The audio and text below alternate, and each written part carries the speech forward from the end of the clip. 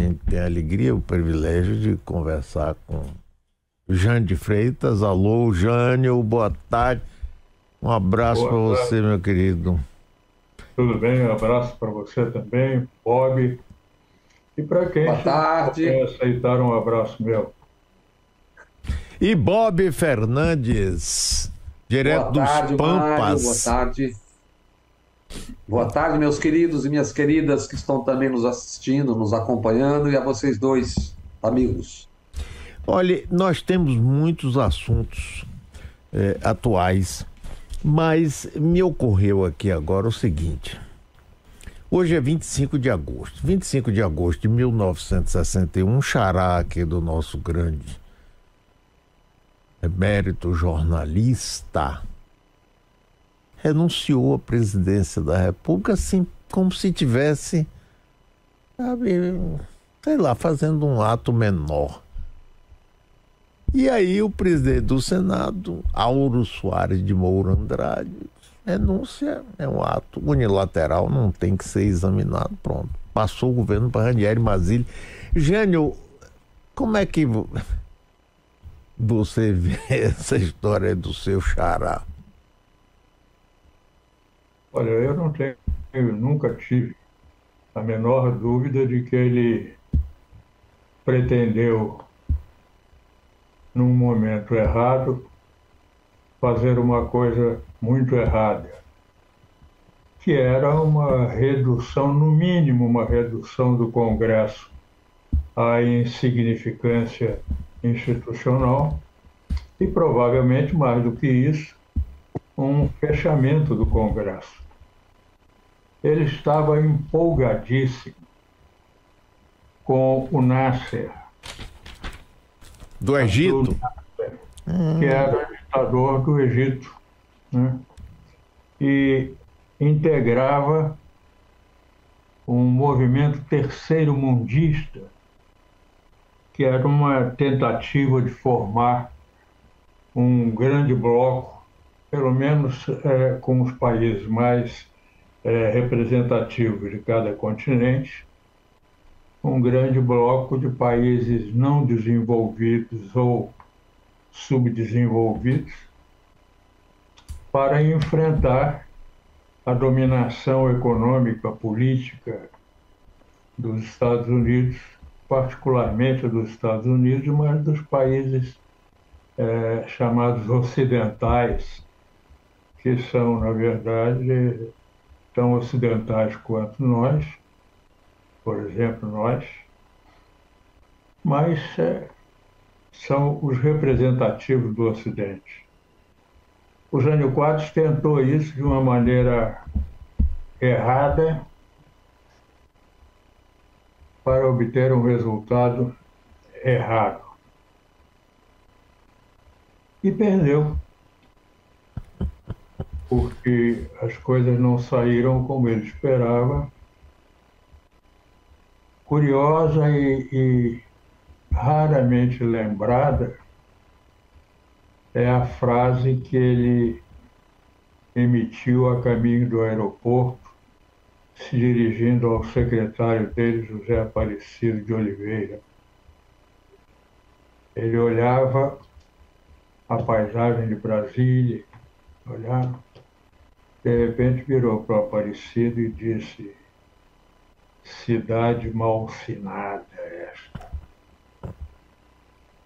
É porque malsinada porque o golpe não havia dado certo. Ele estava indo para o aeroporto, contrariamente à expectativa dele de que os militares agissem imediatamente. Ele, para fingir suponho eu que para fingir só um desinteresse pelo poder, por uma ação dos militares para entregar a ele o poder, recusou qualquer medida que o general Denis, ministro da guerra, como se chamava àquela altura, propôs a ele ou consultou sobre a conveniência de fazer uma reação imediata do exército para mantê-lo no poder, fazer o que ele insinuasse ou pedisse, contanto que não houvesse a renúncia. Ele disse que não tinha o que indicar, não tinha o que sugerir. Preparou-se, saiu e tal, e a caminho emitiu essa frase: Brasília, cidade mal-sinada.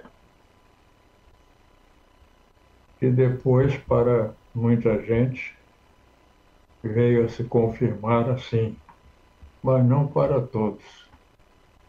E para o país ficaram sempre muitas dúvidas. Se foi um lance bom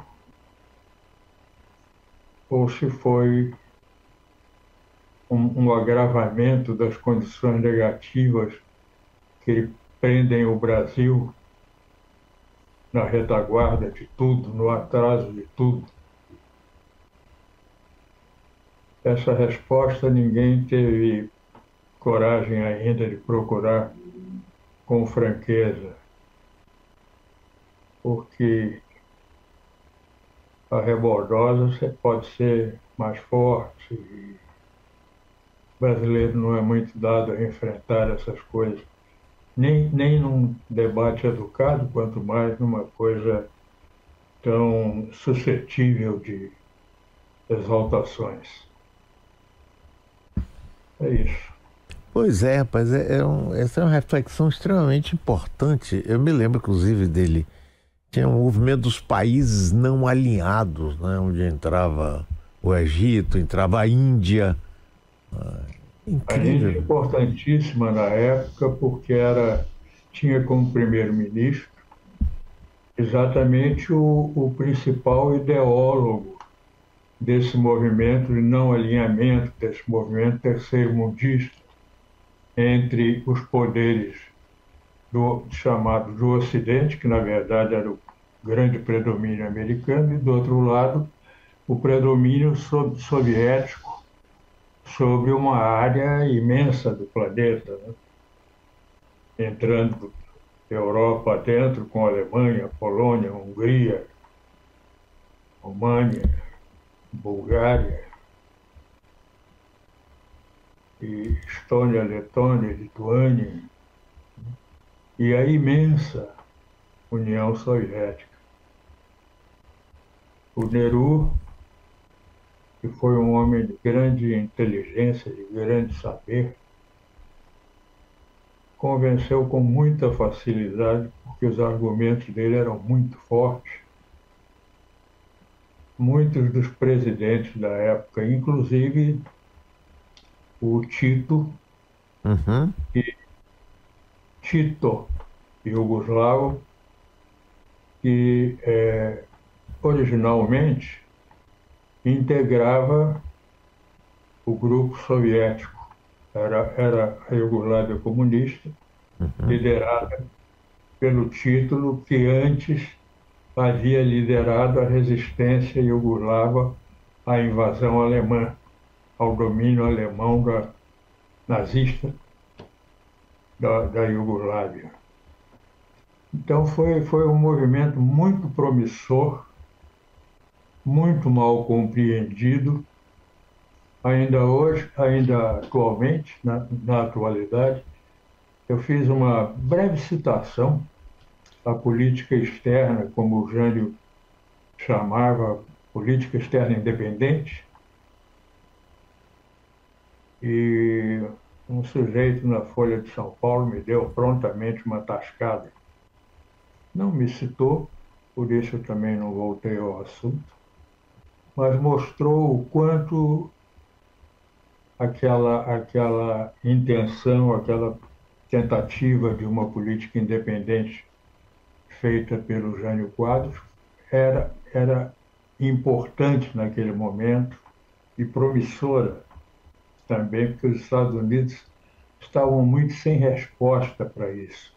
A tentativa do Kennedy com a Aliança para o Progresso aqui na América do Sul, na América Latina em geral, não vinha dando os resultados de propaganda, de simpatia com os Estados Unidos, por vários motivos, entre os quais pelas barbaridades que eram feitas, por exemplo, no Peru, em nome da Aliança para o Progresso, que foi uma disseminação brutal de esterilização de mulheres que eram convidadas a se submeter a um exame ginecológico e tal, uma caridade da Aliança para o Progresso, e nisso eram submetidas à extirpação de ovário, útero, lá o que fosse,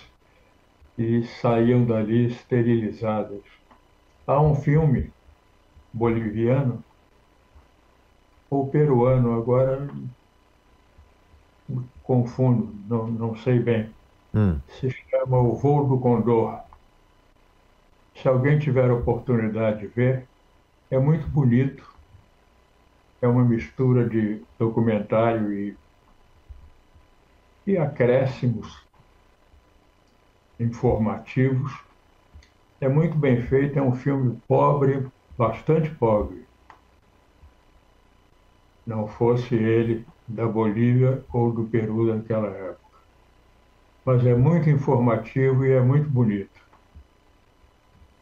E revela a quem não conhecia, e quase ninguém conhecia, inclusive nos próprios países Peru, Bolívia, Equador, que foram submetidos, e Colômbia, que foram submetidos a esses tratamentos, a essas generosidades com os latino-americanos praticadas pela Aliança para o Progresso.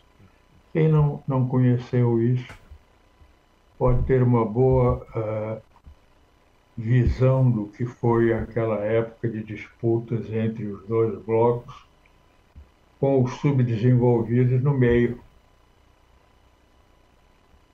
espremidos.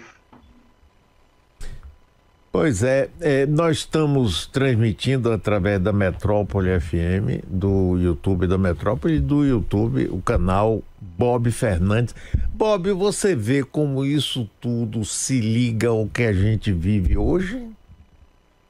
Eu acho que muito, e tem dois temas que eu queria tratar hoje. Um é um inquérito policial militar grave, mas eu vou começar seguindo a senda do Jânio por um outro assunto que tem, acho que, muito a ver com isso aí.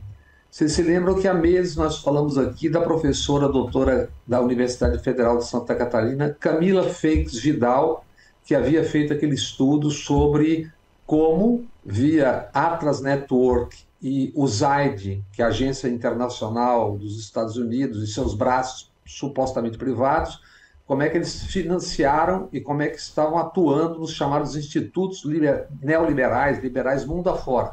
490 institutos, mais de 1 bilhão distribuídos, e do Brasil, vários. Bem, entrevistamos a doutora Camila, que tem duas novidades que eu acho importantíssimas. Uma delas, os Estados Unidos, via essa agência, o USAID, já estão atuando na Amazônia. Em 2021, atuaram em 45 milhões de hectares de floresta. Atuar significa trabalhar. E para 2024, o ano que vem, mais 32 milhões de hectares com a atuação dos norte-americanos. Como? O orçamento total desse programa é de 130 milhões de dólares, ou seja, uns 650 milhões de reais. 94 mil pessoas já receberam o que eles chamam de benefícios socioeconômicos. Traduzindo, foram pagas de alguma forma. E 2.800 indígenas estão recebendo a chamada assistência técnica. Somemos a isso, que já dá para entender mais ou menos o que é, uma notícia. O Exército Brasileiro está planejando, e teve uma reunião em Macapá, no dia 14 de abril, um treinamento conjunto com os Estados Unidos, as tropas americanas. No final do ano vem um navio. Teve uma reunião em Macapá, uma conferência, e teve uma reunião em Belém. Ricardo Queiroz Júnior é o oficial do Comando Militar do Norte, responsável pela logística da conferência. E o que ele diz? Aspas, a convenção é uma oportunidade de manter a boa imagem e relação que as tropas brasileiras têm junto à US Army. É bonito isso, né? Que bom a gente manter uma boa imagem com as tropas norte-americanas, eles estão orgulhosos disso. O acordo entre o Brasil e os Estados Unidos prevê até 2028 deve ocorrer pelo menos um exercício desse anual de cooperação. E quem entra com o quê, eu não sei exatamente. A gente entra com a floresta, eles entram com as tropas, né? Pelo que eu estou entendendo. Prestem atenção, os espectadores que ainda não viram, o que o Bolsonaro, o ex-presidente da República, diz, e depois o que diz a general Laura Richardson. A Amazônia é nossa? Com todo respeito. Só uma pessoa que não tem qualquer cultura vai falar que é. Não é mais nossa. A Amazônia hoje em dia não é mais nossa, não é mais, tem que se aproximar de países democráticos, né? E com poderio nuclear de influência no mundo, para poder você explorar com parceria essa região. 60% of the world's lithium is in the lithium triangle, Argentina, Bolivia, Chile. You just have the largest oil reserves, light sweet crude discovered off of Guyana over a year ago. You have Venezuela's resources as well with oil, copper, gold. We have the Amazon, lungs of the world. We have the 31% of the world's fresh water in this region too. I mean, it's just off the charts. We have a lot to do. This region matters. It has a lot to do with national security, and we need to step up our game. Em síntese, o que ela diz é o seguinte, essa toda a riqueza que existe nessa região é um problema que tem que ser tratado como de segurança nacional dos Estados Unidos da América. É do cacete isso, né? Exatamente. Ele é comandante, general de 4 estrelas, comandante do Atlântico Sul. E o presidente da República, o ex-presidente da República, dizendo 2 vezes, isso antes de ser presidente, a Amazônia não é mais nossa, temos que nos aliar a um aliado com potência nuclear para tomar conta. Tem tudo a ver com esse programa que a professora Camila Feix Vidal rastreou. E aí tem uma outra informação, Jânio e Mário, que tem tudo a ver com isso também. Nós falamos às vezes aqui dos institutos neoliberais e seus braços atuando, né? Mas agora ela conta uma outra.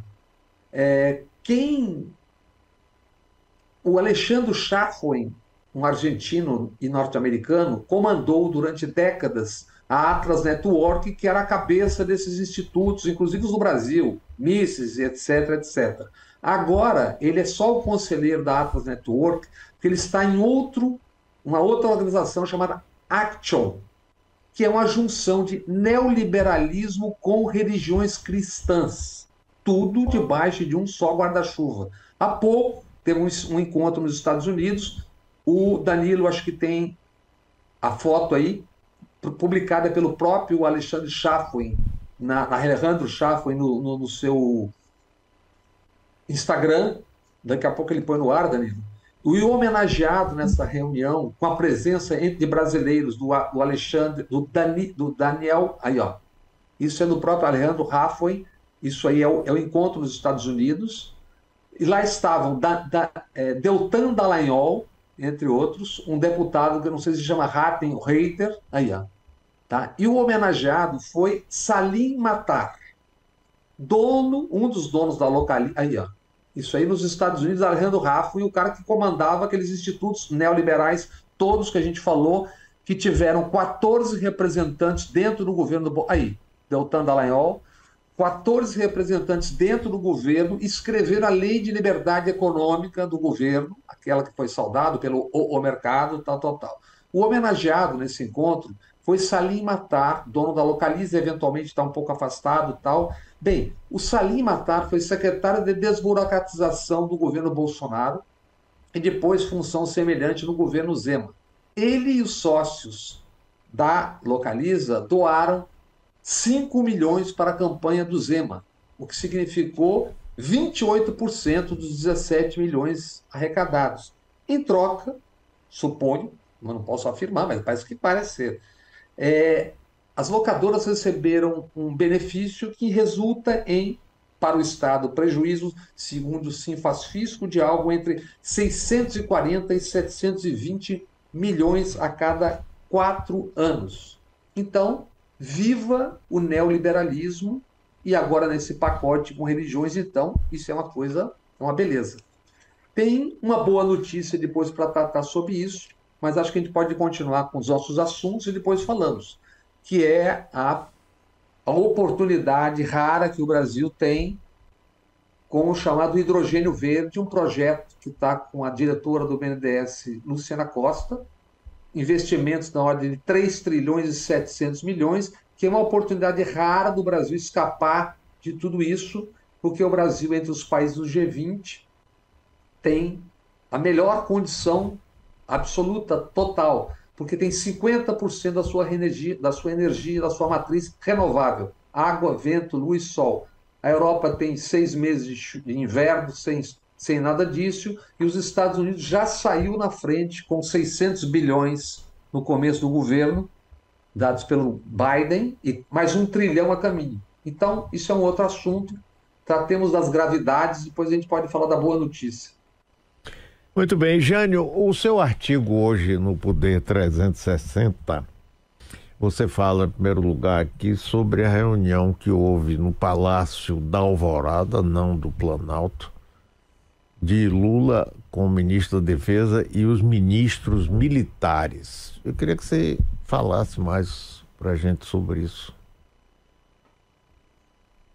Há uma informação em falta, mas decisiva, para se ter uma noção do que motivou essa intempestiva reunião num lugar inabitual, num dia, em geral, impróprio e com finalidade não exposta por nenhum dos grupos, por nenhum dos lados, de maneira convincente. Saber qual dos lados, se o presidente ou os ministros militares, qual dos lados pediu essa reunião com todos os ares de reunião emergencial, é muito importante, seria muito indutivo de um esclarecimento sobre o que se passou ali, sobre o que foi a razão dessa reunião. De qualquer maneira, a reunião foi obviamente muito importante por essas circunstâncias já se dadas do seu caráter extraordinário. E o governo está devendo, se os militares também não estiverem, pelo menos o setor de comunicação do governo, está devendo uma explicação mais clara sobre o que foi que se passou ali, porque mesmo que fosse ou que seja algo muito preocupante, muito fora de pretexto, de motivo, a população tem o direito de saber. As pessoas informadas não precisam ficar inquietas, preocupadas, só porque os participantes resolveram guardar segredo do que se passou, do motivo que os juntou no fim de semana. Essas dívidas são próprias de governos desinteressados da opinião pública, o que significa no seu país, no seu próprio país. Eu espero que, como acreditamos, esse não seja o caso do governo Lula, como foi do governo Bolsonaro, do governo Temer. Então, aguardamos alguma coisa que esclareça mais essa reunião, sem a menor dúvida, por um ou por outro convocador, não faz muita diferença na sua importância. Que ela foi importante, foi. Isso aí é inevitável. E uma reunião importante nessa linha, presidente com seus ministros militares naquelas circunstâncias, é algo que o país merece, precisa saber. Jânio, só para quem eventualmente esteja desatento, isso foi no fim de semana passada, pouco antes do embarque, é isso? E onde foi a reunião? Foi no Palácio da Alvorada, Palácio Residencial, e não no Palácio de Exercício Presidencial, de presidência de governo, presidência do país, que é o Planalto. Isso antes dele embarcar para a África, não é isso? Pouco antes dele ir para a reunião no sábado. BRICS, onde ele ia no sábado. Saiu daqui no domingo, onde ele ia, como eu lembro no texto, ao encontro de governantes da China, da Índia, da África do Sul,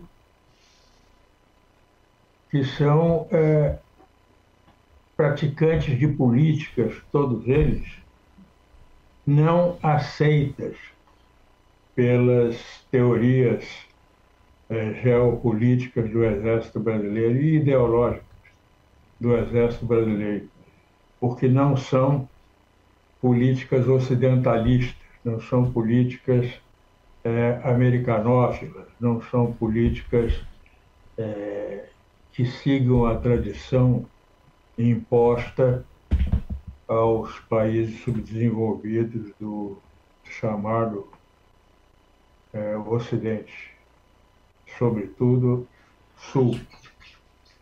E fazem treinamentos na selva com tropas norte-americanas que aceitam o Zaid pagando, financiando pessoas dentro da selva brasileira. O que me lembra algo que você citou, aliás, o Danilo expôs aí o filme, que é o Bolsonaro, antes de se tornar presidente. Eu sempre tenho vontade de pôr aspas nesse presidente, mas... Muitas aspas.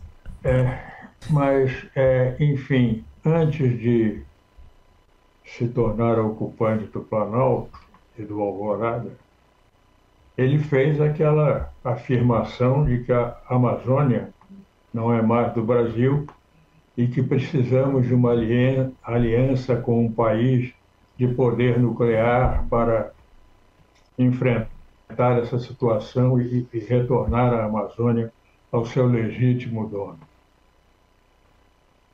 Disse isso com mais dificuldade do que eu, que, aliás, não disse com facilidade, mas ele conseguiu dizer pior ainda. Muito bem. Ele foi elevado ao cargo brasileiro que poderia proporcionar ou que proporcionava todas as condições, inclusive de apoio militar dos seguidores dele, fardados todos, para fazer o que ele tinha dito lá atrás que era necessário fazer. Não sei a que poder ele se referia, poder nuclear a que ele se referia. Ele era um entusiasta da extrema-direita israelense. Israel tem poder nuclear. A França tem, a Índia, o Paquistão, a Inglaterra. Não sei em qual desses ele pensava quando falou no poder nuclear. Ah, sim, a Rússia também. Mas ele bateu continência para a bandeira americana e cantou o hino, então talvez. Cantou não, cantarolou, né? Então talvez tenha uma pista aí, né? Mas ele só podia pensar nos Estados Unidos como o poder militar ou econômico que nos tirou e teria nos tirado a posse da Amazônia, posse que ele declarou extinta. Então, por isso eu não incluí os Estados Unidos. Mas vá lá, incluamos. Quanto mais problemas na Amazônia, mais próximos da realidade estamos. Então, incluamos também os Estados Unidos. Eu queria voltar agora aqui a uma história que é o seguinte. A renúncia de Jânio Quadros, 1961, nessa data agora. Os militares tentaram evitar essa renúncia. Eu vi alguns relatos, inclusive, de que os militares... Ele participou primeiro do desfile do Dia do Soldado, que é hoje, né? Lá em Brasília, depois foi para o Palácio e encontrou com os ministros militares que fizeram um apelo. Ele comunicou que ia renunciar, fizeram um apelo para não renunciar. Me chegou uma história, que eu não sei se é verdadeira, de que os militares se despediram, fizeram um apelo dramático para ele, dramático. Se despediram, mas um deles teria esquecido o cap. E quando voltou, quer dizer, a reunião de Jânio Quadros, presidente, com os ministros militares foi com muita emoção, aquele apelo, pátria, aquela toda. Aí volta um dos militares e encontra ele às gargalhadas com o chefe da Casa Civil dele. Os militares se assustaram, bom, e aí a gente sabe o que aconteceu. Mas o que eu queria ver é o seguinte: essa renúncia foi 16 anos apenas do final da Segunda Guerra Mundial, onde o mundo foi dividido, praticamente a União Soviética tomou esses países todos que Jânio acabou de falar, e os Estados Unidos ficou... E existia essa guerra aí. Agora, por que os militares, sabendo que Jânio Quadros tinha uma posição não alinhada e defendia uma política externa independente, tanto que ele deu a medalha maior, Cruzeiro do Sul para Che Guevara, né? Por que os militares ainda assim queriam que ele ficasse e ofereceram a ele até dar mais poderes? Se ele tinha esse lado, digamos, progressista, em certo sentido, era por causa do medo da alternativa de João Goulart vir assumir a presidência? Né, Jânio e Bob, o que é que vocês acham disso? Eu suponho que não era uma coisa relacionada ainda ao João Goulart. Eu imagino que o Jânio tivesse, aliás, não tivesse dificuldade de argumentar naquela altura em favor de uma política de não alinhamento. Porque o predomínio da política americana sobre o Brasil e a América Latina em geral, de um lado, agradava muito os militares porque os favorecia com o acordo militar Brasil-Estados Unidos. Eles mandavam uns tanques para cá. Olha, esse acordo a gravidade desse acordo chegou ao ponto de que nos quartéis brasileiros havia oficiais americanos, do exército americano, como os figurantes mais importantes da instrução dos brasileiros. E tome de lavagem cerebral. Isso, por um lado, era visto pelos brasileiros como uma coisa muito positiva, etc., integravam o sistema de segurança do Ocidente, etc.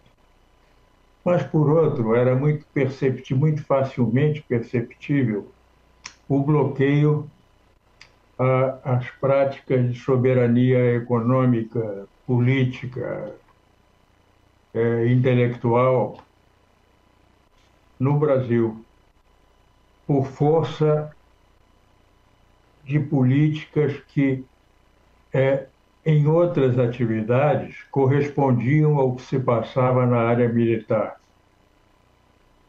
Isso não era uma coisa tão aceita no Brasil como se diz, como se passou a dizer depois de 64.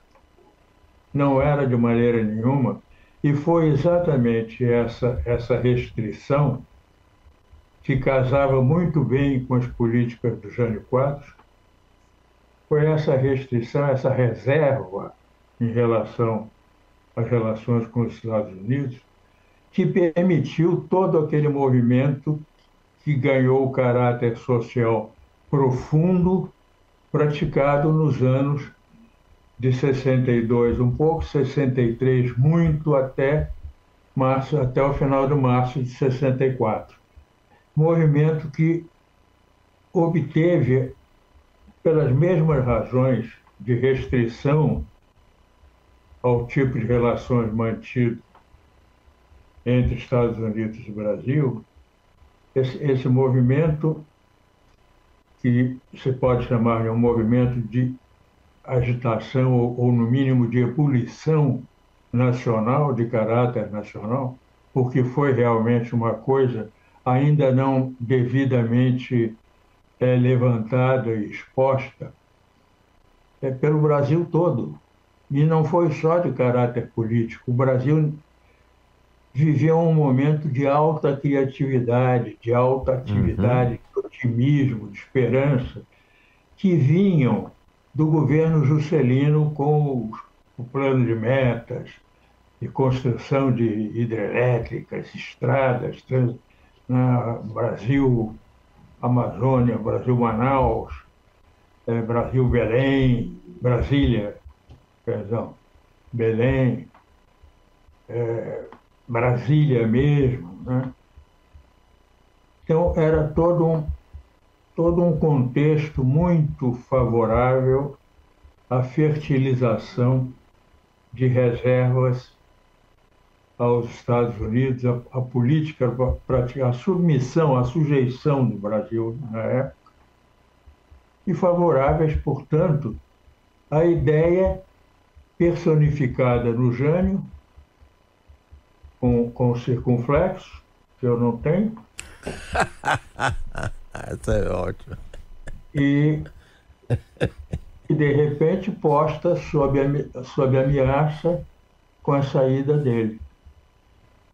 Tanto que a primeira providência do Jânio, ao afinal receber uma parte do poder, foi se referir à política externa independente, à permanência, à continuidade da política externa independente. Ele foi amparado nisso por Afonso Arinos, que tinha sido ministro do exterior de Jânio, e por Santiago Dantas, que veio a ser o ministro do exterior no tempo do Jânio. Para trabalhar com Santiago Dantas, eu fui convidado até, o que podem achar que foi um raro ato de insensatez do Santiago, mas o fato é que eu percebi que eu não era bem uma pessoa ao feitio de uma atividade de relação com a imprensa em nome do Itamaraty,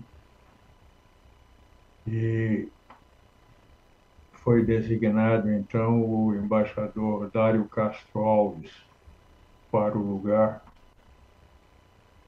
que o Santiago tentou generosamente eu aceitasse. Viu aí, Bob? Quanta coisa a gente está sabendo, né?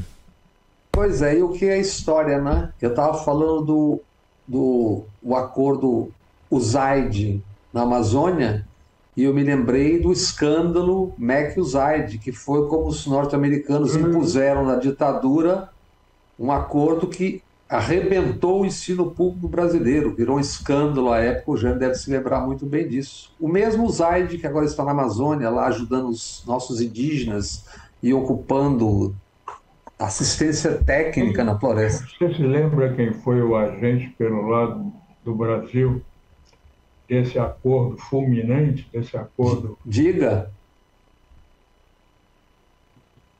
Jânio. Quem foi o agente? Coronel Jarbas Passarinho. Isso, depois ministro da Educação que implantou. Pois é.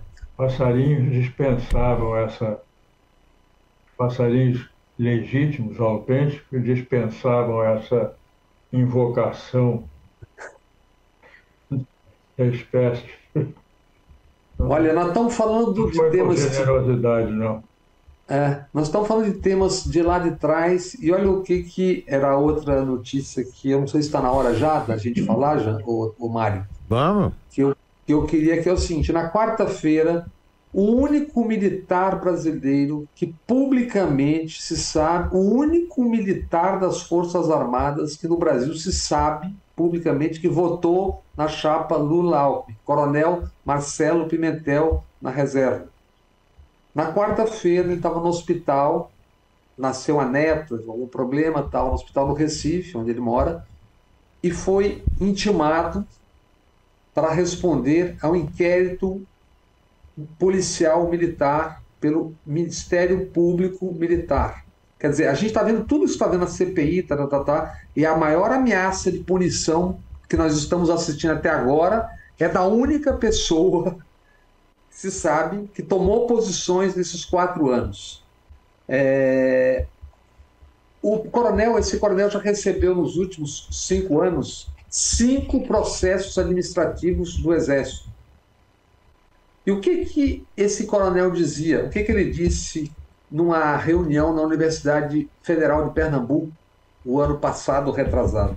A minha geração que saiu da MAN no fim da ditadura não é golpista.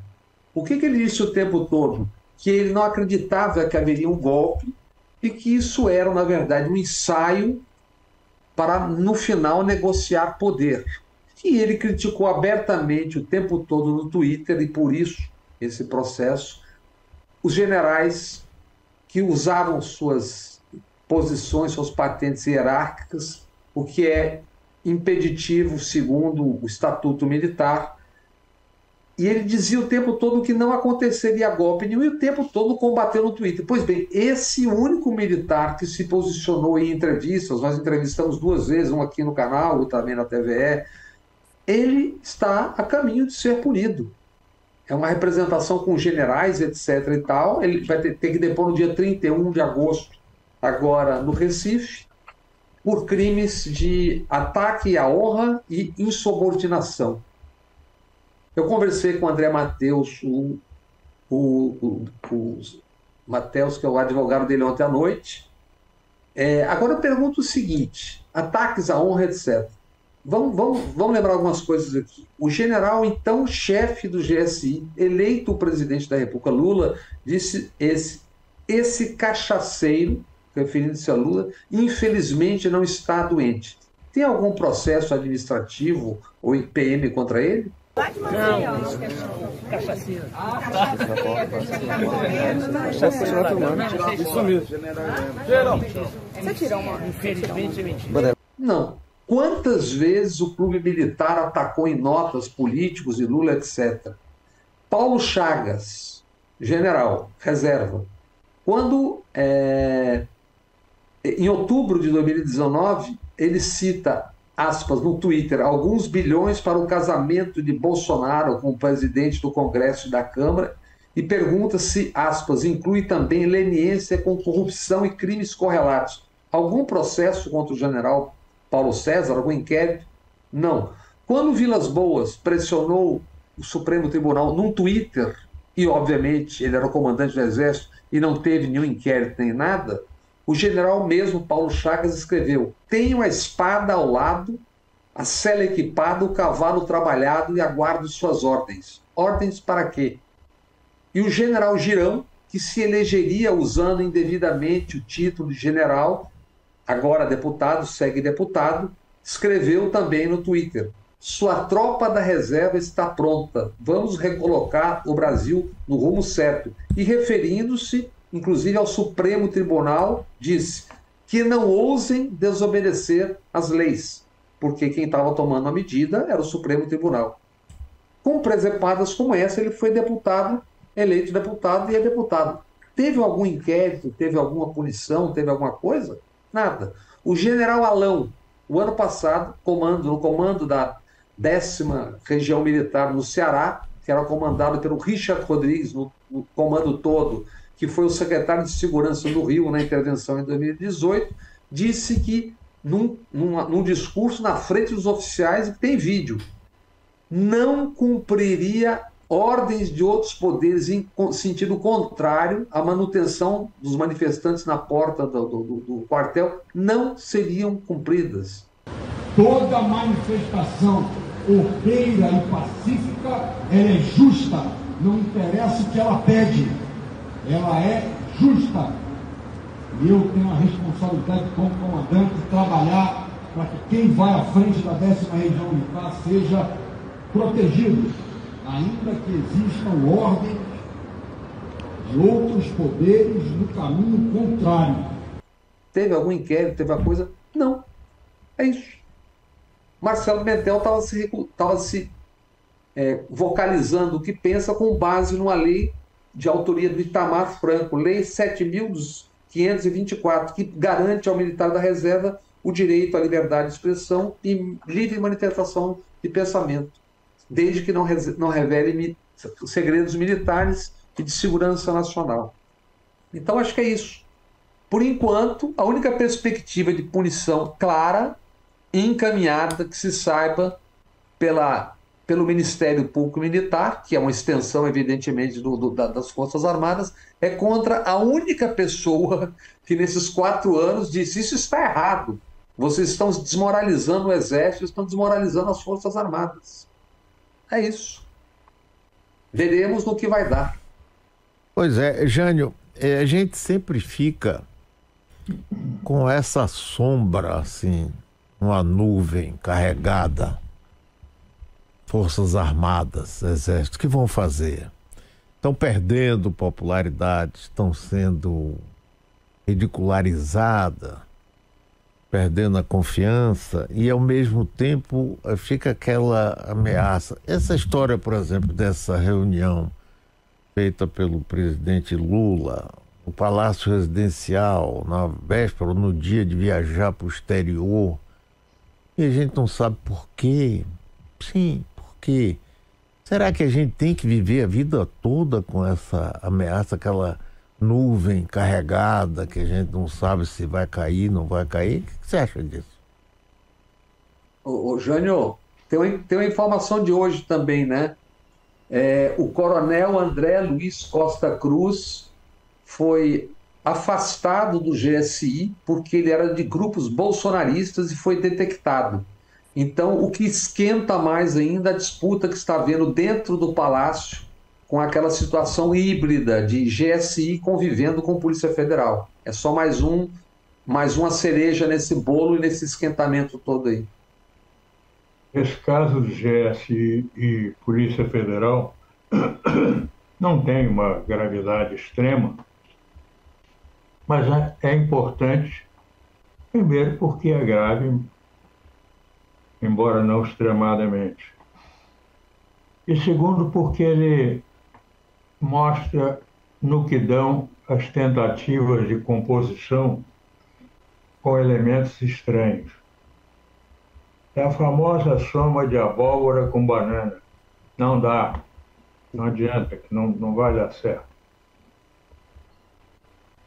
Ou com a Polícia Federal responsável ou com militares responsáveis, o GSI poderia caminhar, poderia produzir algumas atividades positivas e promissoras.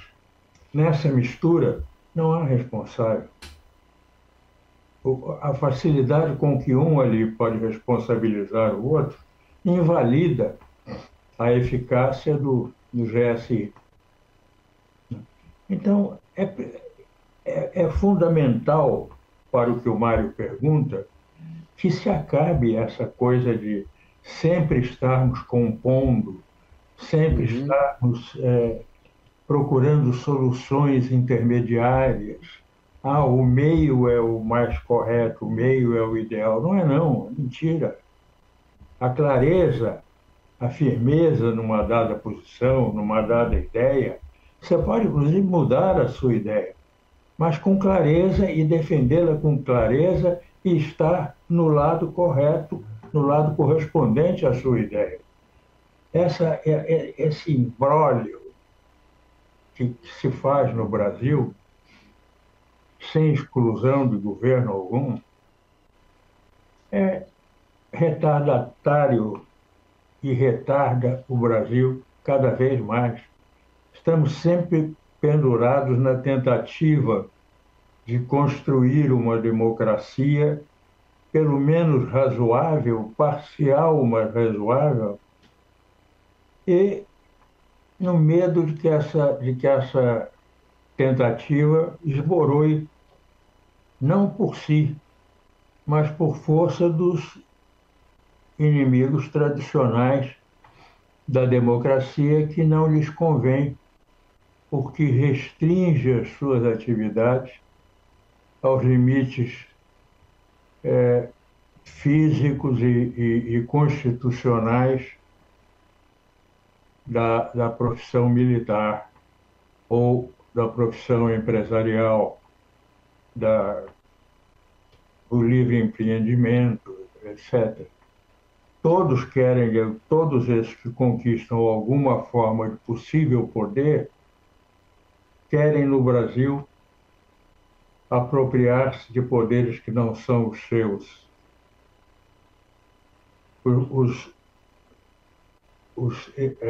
O empresariado influente, rico, tem uma parcela do poder político imensa, fortíssima, influi nas diretivas dos governos.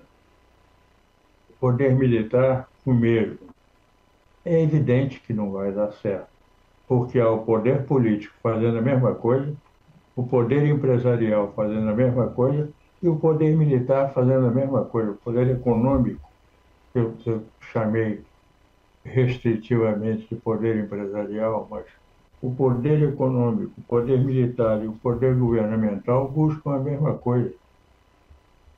E é impossível fazer essa combinação de comando. Pode-se fazer a combinação de resultado. Você ter uma administração que é realmente produtiva num sentido mais amplo do que os benefícios, os estímulos e tal, vão determinar uma política para um determinado setor. Não seria o ideal que isso aconteça. E não é tão difícil fazer uma combinação de resultados que interliguem os setores todos. Mas para o comando dos setores, para a influência das políticas que possam conduzir a essa composição nacional, não cabe essa... Vamos dividir o poder, divide o poder, deixa os militares influírem aqui, o poder econômico influi também, coerentemente ou incoerentemente com o poder político e com o poder militar. Isso é uma bagunça formidável que o Brasil tem como o seu sistema. E não é de hoje, isso vem da proclamação da República. E olha, Jânio, eu estou acabando de receber aqui uma informação que eu não tive tempo de checar, mas a fonte costuma ser boa, que esse tenente coronel que saiu do GSI, foi para o gabinete do comandante do Exército. Deixou o GSI, porque era bolsonarista, etc, etc. Descobriram no Zap que ele era bolsonarista, está agora no gabinete do comandante do Exército. E, por fim, lembrando o que revelou o Cid quando disseram que ele não havia nada. O único cargo que o presidente da República não escolhe são os ajudantes de ordens. Ou seja, pelo visto, dorme com os inimigos o tempo todo, né? O ajudante de ordens é a única função de assessoria próxima ao presidente que não é objeto da sua própria escolha, sendo de responsabilidade das Forças Armadas selecionar e designar os militares que a desempenharão. Então, Mário. Não, isso que Jânio falou aí, rapaz, é realmente a maior verdade, e a gente fica sempre envolvido nisso, né? Cede aqui, cede ali, uma parcela manda um pedaço, outro manda no outro. Não há essa coordenação que Jânio falou também, que seria a alternativa. E aí a gente vai empurrando com a barriga e sendo empurrado. E isso em todos os departamentos, né, Mário e Jânio? Porque em relação ao Congresso, com o Lira, está nesse mesmo acordos que vão, a cada semana é renegociado, já liberaram 15 trilhões em emendas, teriam que liberar, mas para poder votar, 15 bilhões em emendas, e com os militares também esse acordo, e dentro do Palácio GSI esse acordo, todo mundo esperando a hora que o outro fique mais fraco. E aí, lá na vá. Pois é, mas mais uma vez, diga, Jânio. Não, eu ia dizer, ele fica lá o Haddad com a sua equipe, tentando, tira uns bilhõezinhos daqui, põe ali, bota lá, lá e tal, e aí saem 54 bilhões para as Forças Armadas. E não sei, porque é a luta fratricida dos que se imiscuem no poder alheio. Uns entrando no poder político, outros entrando no poder econômico, e fica esta balbúrdia que não desata. Pois é, pessoal, mais uma oportunidade fantástica de conversar com Jânio e Bob. Muito obrigado a vocês, um abraço. Pena que acabou, agora na próxima sexta. Pois é. Jânio. Abraço ao Bob, abraço a Mário. Muito obrigado. E abraços para quem os aceite. Isso. Aqui e no canal Bob Fernandes. Bob, boa tarde, meu amigo, também. Boa tarde, querido Mário. Jânio, um fim de semana bom para vocês e para amigas, amigos, para quem estiver nos acompanhando. Até a próxima. E na próxima talvez tenha uma boa notícia, né? Porque a coisa tá pesada. Abração para vocês. Tchau, pessoal. Tchau.